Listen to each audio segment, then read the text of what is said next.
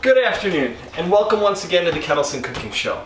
Today, in preparation for Thanksgiving, we are going to cook a turkey from start to finish. Now, I know this is ominous, especially for people doing it for their first time, but you shouldn't be.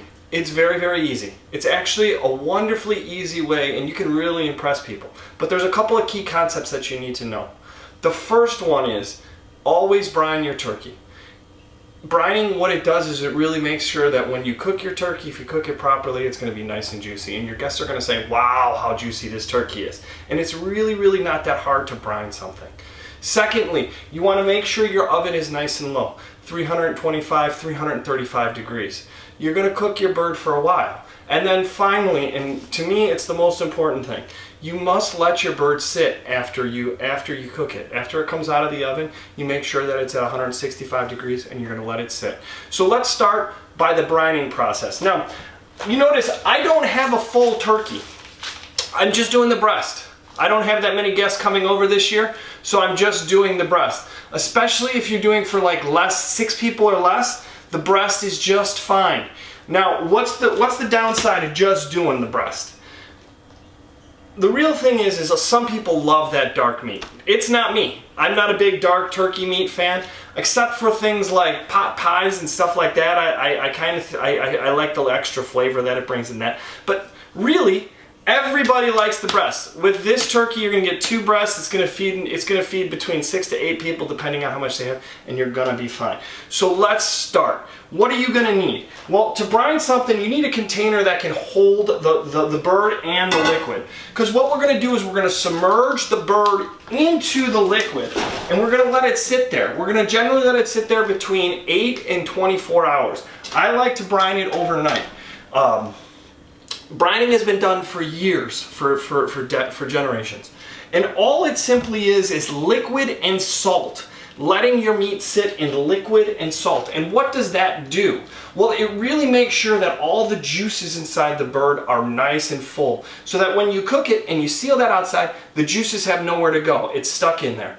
Now, if you follow this process, what you're going to do is when you take your bird out of the oven, you're going to let it sit. You're going to let it sit for a good 20, maybe even 30 minutes in a nice warm spot, but not incredibly warm, because you want all those birds to relax and those juices to stay right where they are.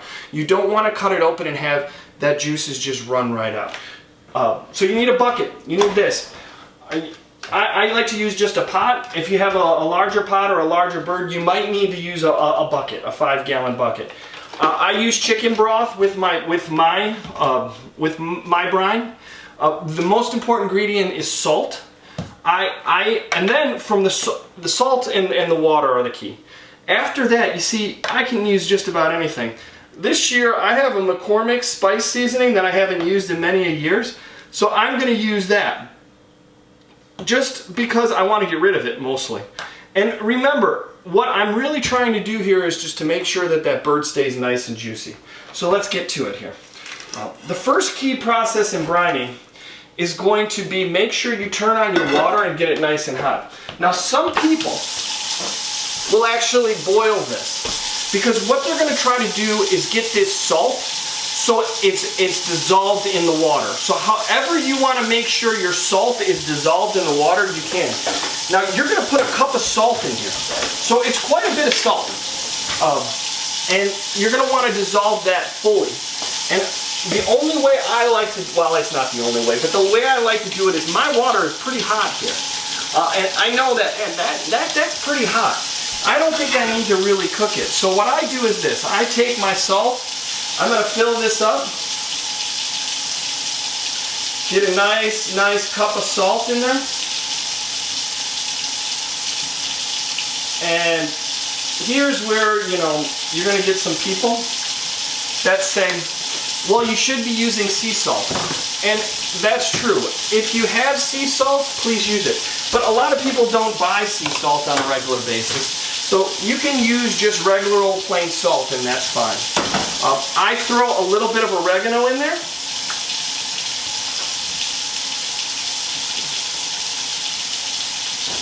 Just because I kind of like that taste. And then, like I said, I'm going to use this seasoning because, quite frankly, I I want to get rid of this seasoning. So I'm just going to use the whole thing. Now, at this point, after you do it your first time, you can really experiment with whatever you like. One of the most popular items to put in here is rosemary for your bird. Rosemary is very, very popular. Thyme is also popular. So if you want to put a mixture of rosemary and thyme, like I said, what I use this for is just to get rid of those old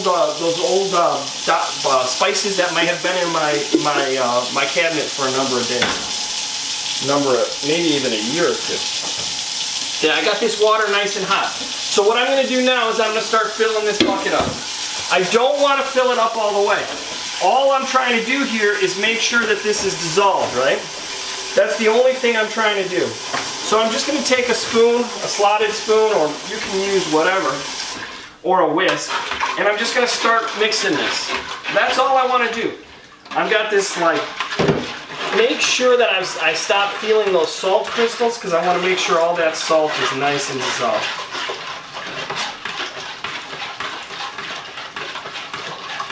So you can see, I don't know, I mean, I think I put in there, oh, maybe half a gallon. It doesn't really matter to be precise in this. I'm going to put just a little bit more in there. What really matters is that I'm dissolving all that salt into that liquid. Okay. Now I got this salt nice and dissolved. So what did that take me? 30, 40 seconds. I'm going to stir it just a little bit more. Now, don't be afraid here, once again, to put your hand in here and kind of feel. You can feel those salt crystals. If you can't feel the salt crystals, you're ready to go. Now we're going to go to the bird. Like I said, I just got a breast this year. No drums are on it. It's a Jenny O, tender and juicy. It's a good breast here. You're going to get this frozen.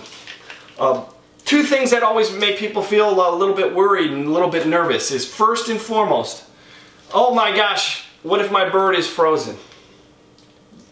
Everybody has frozen turkey. So you have to let it thaw for 4 to 5 days. A lot of times people start it a week earlier and just let it come down and let it really thaw out.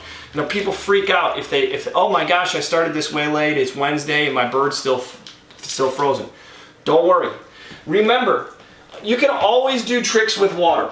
Water is a wonderful way not only to pull heat out of things, but it's also a way to pull cold out of things. So you can actually let your bird sit underwater, or and let the water just flow over the top of it. Or even if you're really in a press, you can fill up a sink and put it in there, and that cold is going to come and transfer out right out into that water.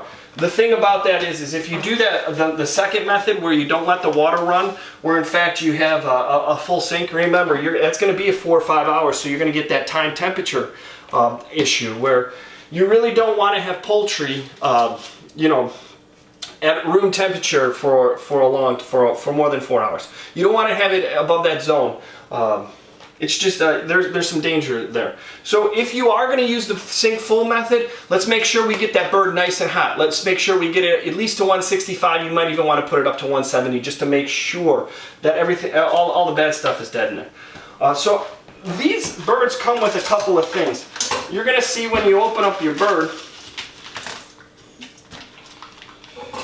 that it actually comes with a packet.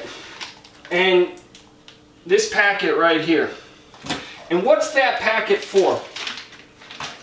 Well, that packet has the neck and other things in there that the bird comes with.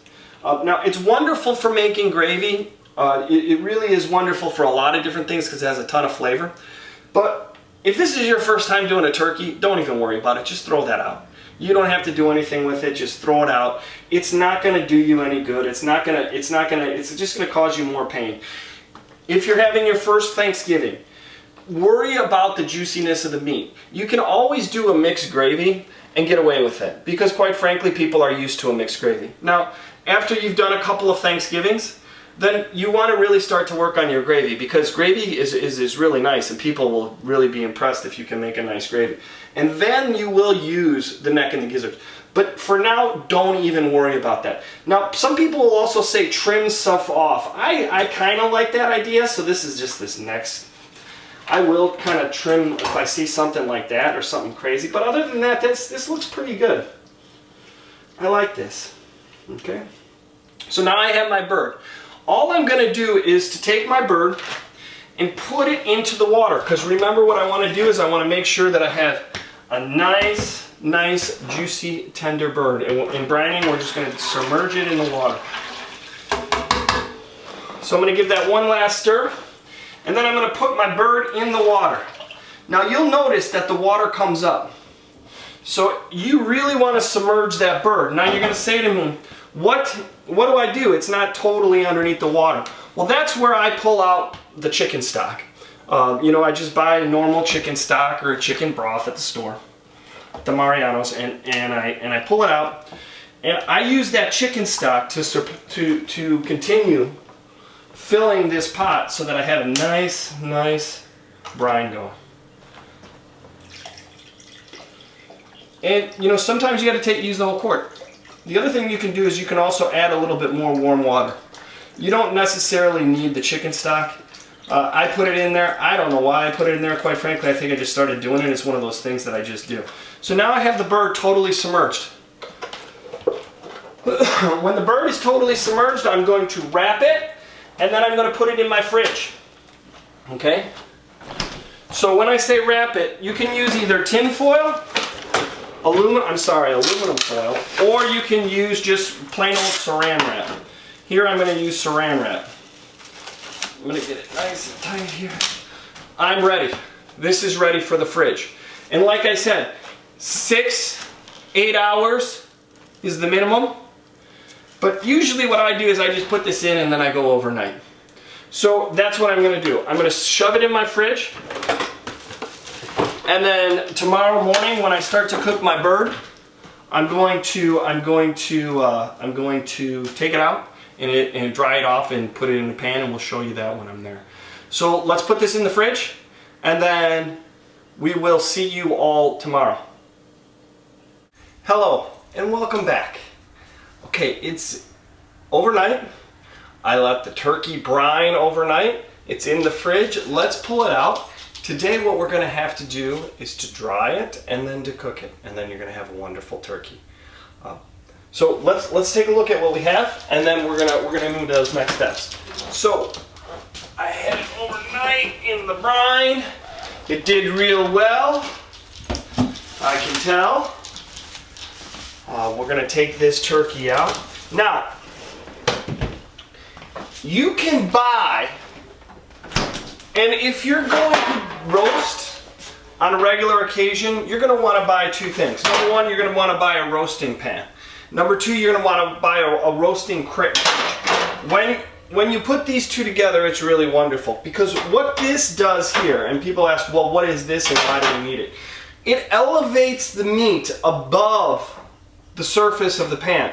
And what that does is it allows hot air in your oven to move around it, which really does a nice job in roasting whatever kind of meat that you're going to roast.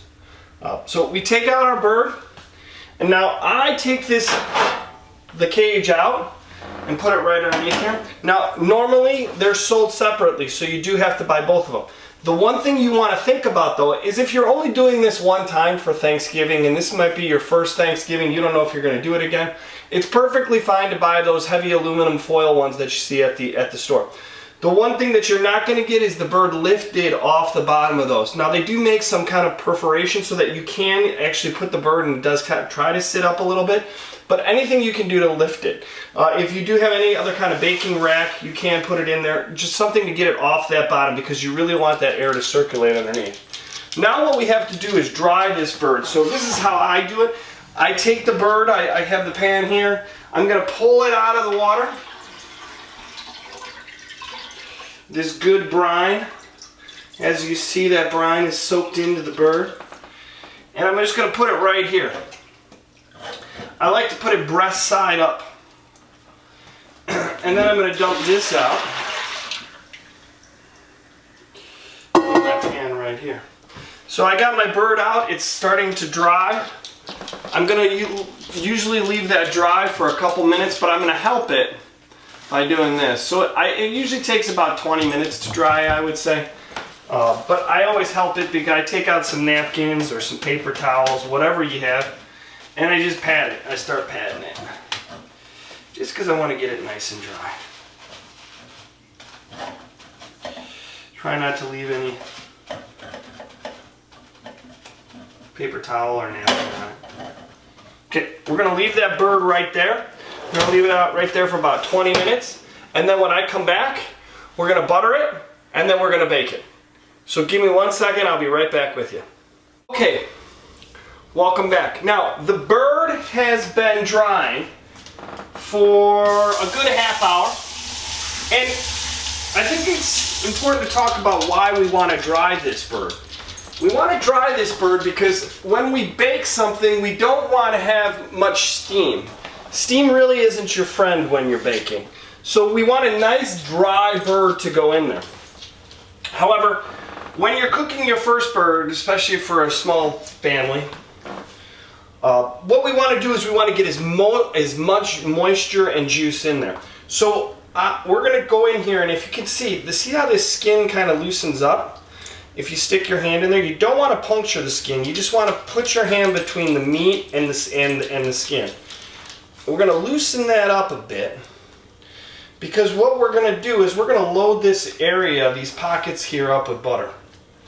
And that butter is going to really keep that meat nice and moist. It's going to add some flavor. Not going to do a lot of browning, because quite frankly, when you're doing a breast, you don't often put it on a platter and show it to people. Most of the time it's cut at a cutting board in a kitchen and then plated. But it's going to look it's going to look good. It's going to look okay. It's going to be the juiciest bird you've ever made. Now, once again, we're not making the gravy. If this is your first bird or you didn't work out for you last year, don't try to cook the gravy. I know that some people think that's sacrilege. You can buy store-bought gravy. It's not that bad. It's better to have a good bird that's really, really juicy. And you see I'm just shoving it under the skin here, and I'm just working that butter in. I've let that butter sit at room temperature for a while, so it's nice and pliable. And I can really just drive it into the bird, keep it underneath there. Now we're going to flip it over on the other side. For those of you keeping measurements at home, I use just half a stick of butter. And I'm just driving it into that bird there as deep as I can get it, and really massaging that meat with that butter and getting that tucked in there. Okay. Now, remember we've talked about poultry, right? And we do have to be careful with poultry, because we can get salmonella from poultry. Turkey is just like chicken in that regard. So we're going to move this now from our cutting board. And because I'm not doing gravy, I don't want to have a big mess in my baking sheet. So what I'm going to do here is I'm going to put a layer of tin foil down. Now, if you are going to do the gravy and go for the gravy, you wouldn't do that. But just because I want to make sure that I can clean it easily, I am going to do it. I'm going to take my rack, put it in there, and then what I want to do is I want to put the bird in there. When I put the bird in there, I want to make sure I put those breast side up. So I put the breast sides up so it's nice and centered on the rack. The breast side's going to cook up. Okay? Now I'm going to move this back over here. Now I do two other things. I put in two other things. I put in a little garlic and I put in an onion. So you do not have to do this if you don't want to. You can take that bird right there, put it in the oven, and then go with it. We are going to set the oven to 325. 325. I set the oven, I start it. I'm going to wash off my cutting board because remember I got that turkey on there. This is an antibacterial soap. I'm going to wash it down.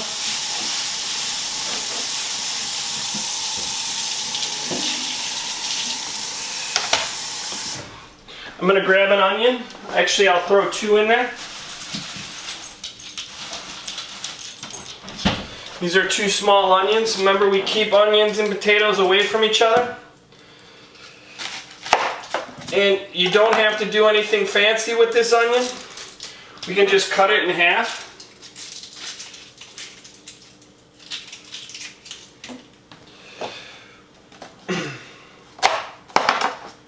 Going to peel off that first layer.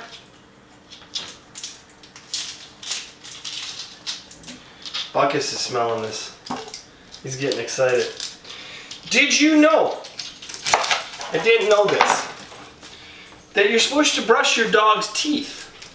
For all of you who don't know, I got a dog recently.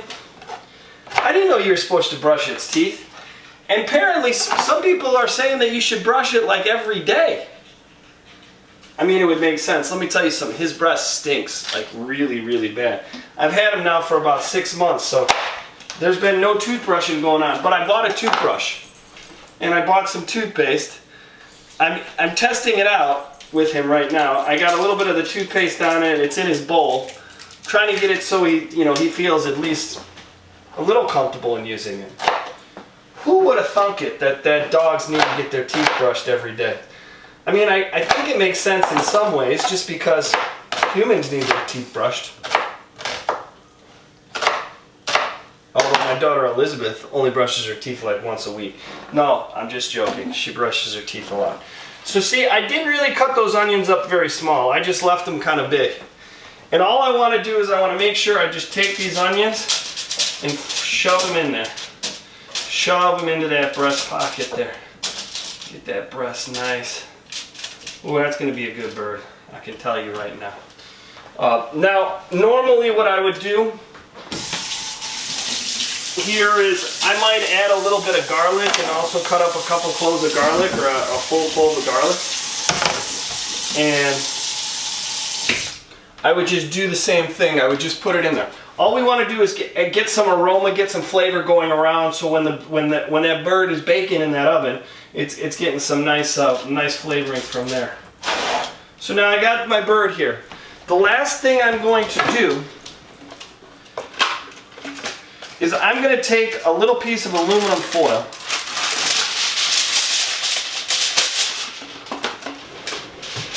and I'm going to put it on top of my bird. Now, I got my rack in the middle. Actually, it's up one too high. So I'm going to take my rack down one. People say, how important is this? Well, it's not incredibly important, but it does add. Because remember, we want to go nice and slow here. We want to go nice and slow. We're going to cook this bird. And, this is another thing that people sometimes have problem with. They say, how long should I cook the bird for? Well, I cook at 325, so it's nice and low, so it's going to be a little bit longer. Generally, I'm going to cook the bird for 2.5 hours. If it's this size bird right here, this is like just the breast, because of course this year we're having a very small Thanksgiving. So I'm going to do this. The other thing you can think about here too is that you can always cook this a day or two beforehand. So let's say you're having a lot of pressure, or you're one of those people that really get pressure. You might have just like 1 or 2 people coming over. This might be your first Thanksgiving that you're doing. You can cook this a day or two beforehand, leave it in the fridge, and just heat it back up. It's not going to lose a lot of juices. Or just remember that you got to make sure that you follow the simple basic rules, right? Number 1, we want to make sure we brine the bird. Number 2, we want to make sure that we cook it low and slow. Number 3, what we want to make sure we do is let it sit. Let it sit. Make sure that you let it sit before you cut into it. So my oven's getting up to 325 degrees. I have my bird that's been brined and dried because I want as little steam as possible. I put my butter in between the skin and the meat. I added in then I added in my onions to it. And now what I'm going to do is I'm just going to put it in the oven. And when we put it in the oven, we want to make sure that we slide it in and we slide it to the back. You don't want it really close to the front of the oven. You want it nice and centered in the oven because we want as much heat to go around the bird as possible. Beautiful. So I have that bird in there. I'm gonna set my timer for an hour on my phone, and once I get that done, I'm gonna check it, I'm gonna take it out, I'm gonna take a look at it. When I take a look at it, I'll let you know, and then I'll update you then. So we have our bird in the oven, 325. It's gonna be in there for about an hour, a total of 2.5 hours, but we're gonna check it every hour. Wonderful, we'll be right back with that when that's ready. Thanks. Okay, welcome back. It's been about an hour. Let's take the bird out and check it. Remember, we're gonna keep it in for about 2.5 hours.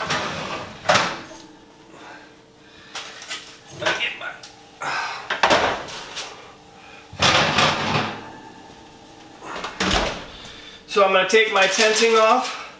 Oh, it's looking good. See, this is what you want. See, that butter is doing a nice job of keeping everything nice and moist in there. It looks real good. Looks real good.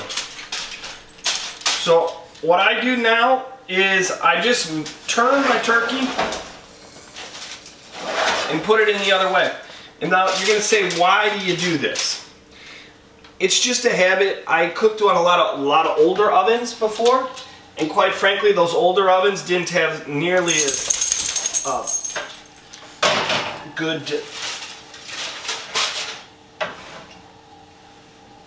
airflow as this modern one does, or this really new one. But what's nice about it is that if you do turn it, if there are different hot spots in your oven, they're going to be taken care of. And the second thing that really is important is people will say, why do you leave that tenting on there? Well, I do like a nice crispy browned skin, and there are some times when we do that for Thanksgiving. But in this recipe, I just don't want that browning on the top. I want to make sure this turkey is really, really moist. Because to be honest with you, when you're doing your first turkey, it's really more critical to get that good moist turkey flavor, meat on the inside, than it is to get on the skin. It's kind of like the gravy thing, right? Once you get more and more advanced in cooking turkeys, you'll be really good at you can cook get the skin really crispy and do a number of things to get that skin really crispy. And then you'll work on your gravy and you'll have your own gravy. But for now, don't even worry about that. Just get that meat nice and juicy, and you will not embarrass yourself. In fact, your guests will say, wow, I wish I could get that meat. That meat was delicious. So we're going to let this cook now for another hour, and then we're going to come back. I'll see you in about an hour.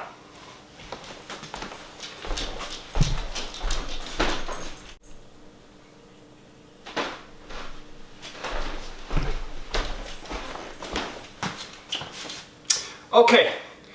It's been 2 hours now. Let's take a look at the bird. We're going to take the bird out. Yeah.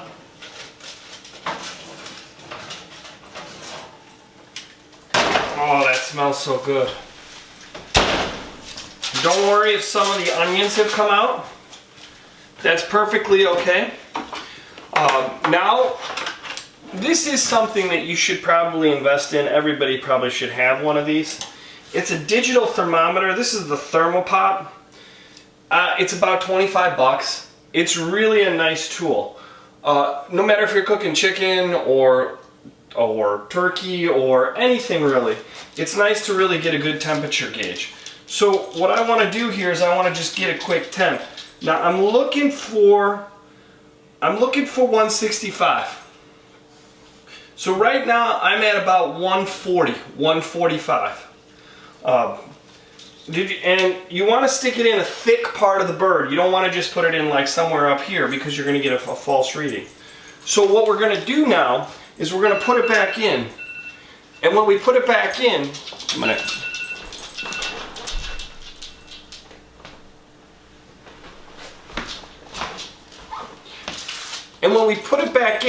we're going to put it back in without this aluminum foil.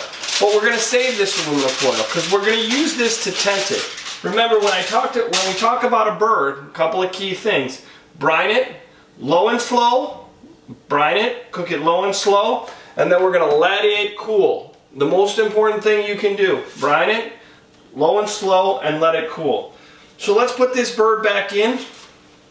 Once again, I turn it. It's just a force of habit. I don't know if it does anything. But I'm going to put it back in.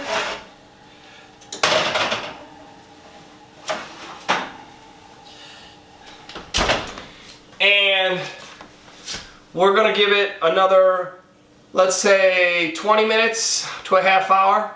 We'll check it, and it should be just about done. That butter, those onions, it'll be perfect. And now once again, we're not making the gravy with it, right? I'm gonna actually put on a little bit. I got some this that I got at Mariano's. Just a classic gravy, or you could use this. This Thanksgiving, I'm gonna use just brown gravy, a packet of it.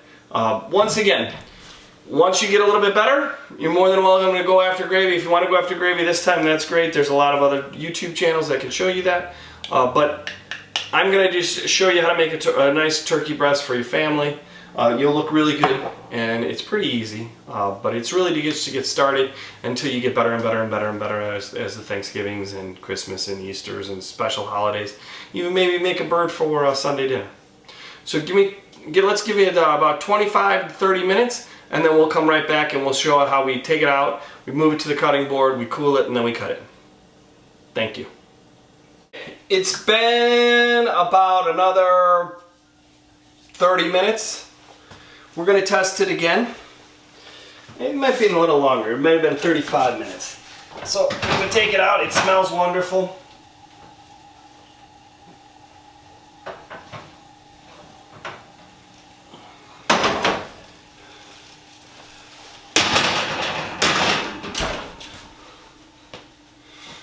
We're going to use our thermometer. I'm going to get it right in the deepest part of that bird.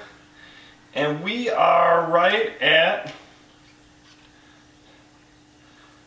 163, 164. That's perfect. We want to be at 165.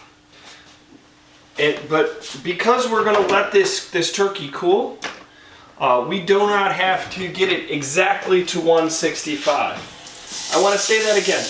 So we're going for 165, but remember, we're going to let this turkey cool for at least 20 minutes. So you don't have to get it exactly to 165. So now what I'm going to do is I'm going to take my cutting board. Of course, when I take my cutting board, I always put my cloth down. My cutting board goes right on top of it. Man, that bird is cooked nicely. And I'm going to take some tongs out. And what I'm going to do is I'm going to reach into this little belly of the bird, and I'm going to take it right out, and I'm going to put it down right here. So now I have it down. You can see that these onions that were in there, they're nice and done. You can eat those. Those are delicious. But now I have a nice easy cleanup here because I used my foil. And like I said, if you just had the foil one, the temporary pan, or the one that you can buy at the grocery store for just one-time use, then you can just fold it up and throw it out at this point. But now we have our third important point. We're going to let this cool for 20 minutes, okay? 20 minutes before we touch it. So we just tent it. That's called tenting it, when you take a piece of foil and put it over the top of it. We're going to tent it, and then we're just going to let it sit here for 20 minutes. Now you see Butkus.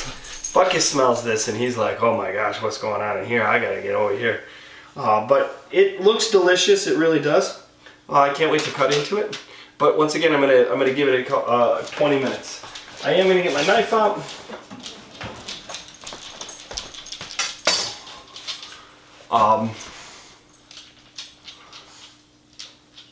It's been 20 minutes.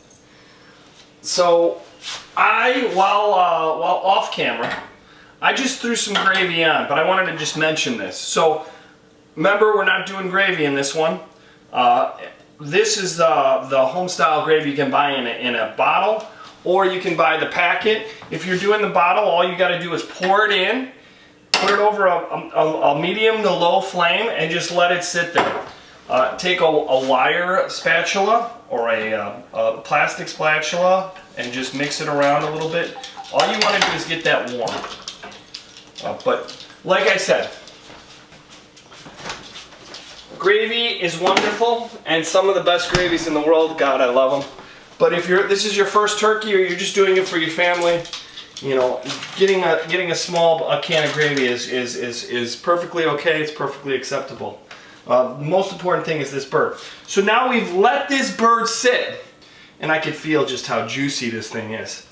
And when you let it sit, what happens is that it really takes the knife very well. And what I mean by that is, when I cut into this, there's not going to be a ton of juice. There will be some juice, but there's not going to be a ton of juice that runs out. Because remember, we want the juice in the meat and not in the cutting board. Now you can also let this stay up for, oh man, you could let this sit for almost 45 minutes. In fact, in most restaurants, what they'll do is they'll actually cool this and they'll reheat it right before service, and they'll use hot gravy to make sure that the meat is nice and warm. So what we're going to do is we're just going to cut right down the center. So just cut right down the center, okay? And then what we're going to try to find is that little bone, because there's like a little bone in there. There, I just got it. And we're going to cut this. Look at Buckus. Buckus is just going crazy. Now, I like to use, this is called a boning knife. You can use a chef knife. You can use really any kind of knife that can get underneath it. But I like a boning knife. If you have one, great. If not, just use your chef knife. The Victorinox does a wonderful job of it. Oh my gosh, I mean, I don't know if you could see that, but I mean, it is literally wonderful. It's a wonderful piece of meat. It's got wonderful, going to be delicious. So now that I have this on the plate, now that I have this on the cutting board, I can cover this piece here. And when I'm serving my guests, I just want to take out a serrated knife, or you could use your chef knife if you don't have this. And you're just going to cut pieces here. Nice, juicy, thick pieces. I'm going to cut 3 of them. And we're just going to put them right on the plate here. So we got 3 nice pieces of turkey. Actually, I'm going to eat this, so I'm going to cut a 4th one. Now, sometimes when you get better, like I said, you're not only going to work on the gravy, you can work on the skin. Some people like the skin real crispy. I'm not the biggest fan of crispy skin, so this is actually perfect for me. I'm going to take a little bit of gravy here. I'm going to pour it right over the top. And then I'm going to do something my mom did. She used to pour gravy on bread. And then on Thanksgiving, of course, I'm going to have mashed potatoes and green beans with those. But you can see those 2 recipes on the channel. But as you can see, this is a wonderful, wonderful, juicy, juicy turkey. Remember a couple of key things. First and foremost, brine it. Salt and water is in the brine. It's going to make sure that turkey gets a nice amount of juices compiled inside of it. Then what you're going to do is cook it low and slow. 325, 2.5 hours. Check it after each hour. Check it after 2.5 hours. Then, the most important thing, let it sit. Don't cut it out and cut into it. Let it sit. You can see this turkey is still steaming, but it's just wonderful. From my heart to yours, thank you so much for watching. I'd appreciate it if you subscribe. But have a wonderful, wonderful Thanksgiving. This year I know we have a lot to be thankful for. It's been an interesting year, but I think we have a lot to be thankful for, and I'm really looking forward to having Thanksgiving with my girls. Thank you so much, everybody. Have a great day. Goodbye.